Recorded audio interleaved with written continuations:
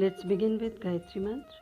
Om Bhur Bhuvaha Swaha Tatsaviturvarenyam Bhargo Devasya Dhimahi Dhiyo Yo Naha Prachodayat.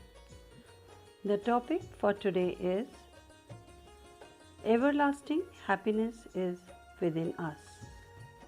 Happiness is the natural characteristic of soul. When man is happy, his soul becomes happy.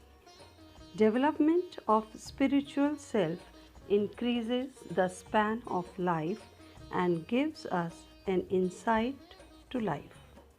The body language, the radiant face, the romantic body speaks of the happiness. All of us in our lifetime experience such a bliss. Whenever we think of the passage from life to death, a point becomes clear that the center of happiness changes with the phases of life.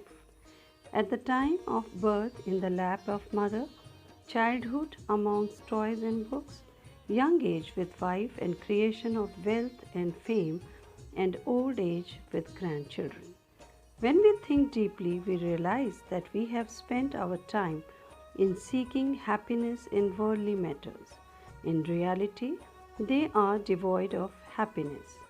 If there were true happiness, the mind would be engrossed in it. But the center of happiness is always changing, and that itself denotes that happiness is not there in worldly pleasures. The center of our happiness and peace is our soul and is within us.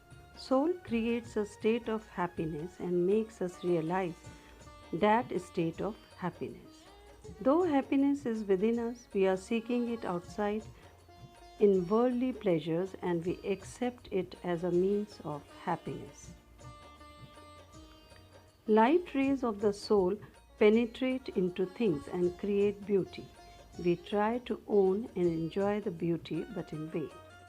For some time it gives happiness, but after some time it no longer gives us happiness. Then it is neither attractive nor feisty.